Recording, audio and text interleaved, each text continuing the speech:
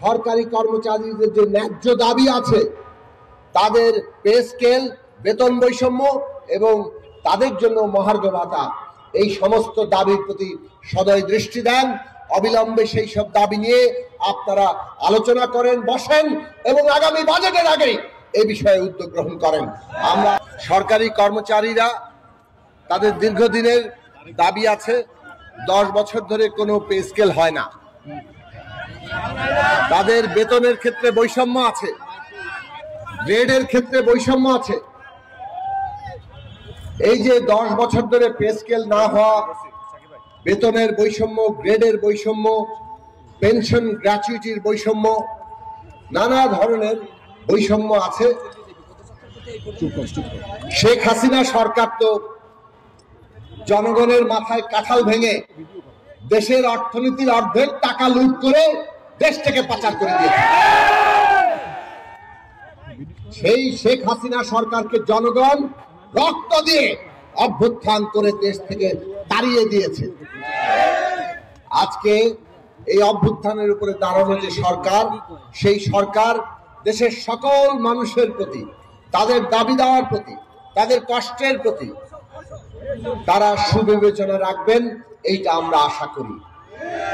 মানুষ প্রত্যাশা করে আপনারা দেশের জনগণের দাবি দেওয়া পূরণ করতে সর্বাত্মক চেষ্টা করবেন। আজকে সারা দেশে মানুষ দ্রব্যমূল্যের নাকাল হচ্ছে, আয়ের সাথে ব্যয়ের কোনো সঙ্গতি নেই। কাজেই আমরা বলি, আগামী যে বাজেট আসছে সেই বাজেটে মানুষের হাতে টাকা দেন, প্রত্যেক পরিবার প্রতি নগদ টাকা পৌঁছে দেন যারা আমাদের দেশের দরিদ্র পরিবার আছে। অন্তত 1 কোটি পরিবারকে নগদ অর্থ সহায়তা দিতে হবে।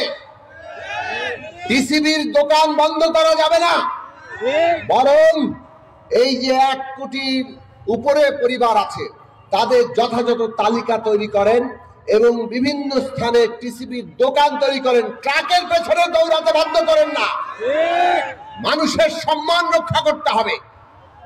খেটে খাওয়া মানুষ তারা সম্পদ তৈরি করে, তারা সম্পদ তৈরি না করলে এই রাষ্ট্র চলবে না। এই আমাদের দেশের সকল খেটে খাওয়া মানুষের দাবি, তাদের সুবিধা আপনাদের দেখতে হবে। একই সাথে সরকারি কর্মচারীরা তারা কাজ না করলে ওই অফিস আদালত তো বন্ধ হয়ে যাবে। কাজেই সরকারি কর্মচারীদের যে ন্যায্য দাবি আছে, তাদের পে স্কেল, বেতন বৈষম্য এবং তাদের জন্য মহার্ঘ ভাতা, এই সমস্ত দাবির প্রতি সদয় দৃষ্টি দেন। অবিলম্বে সেই সব দাবি নিয়ে আপনারা আলোচনা করেন, বসেন এবং আগামী বাজেটের আগে এই বিষয়ে উদ্যোগ গ্রহণ করেন। আমরা আপনাদের আন্দোলনের ন্যায্য দাবির সাথে আছি, সেই থাকবো, সেই আশাবাদ রেখে, সেই অঙ্গীকার রেখে আমি আমার বক্তব্য শেষ করছি। আপনারা ভালো থাকবেন।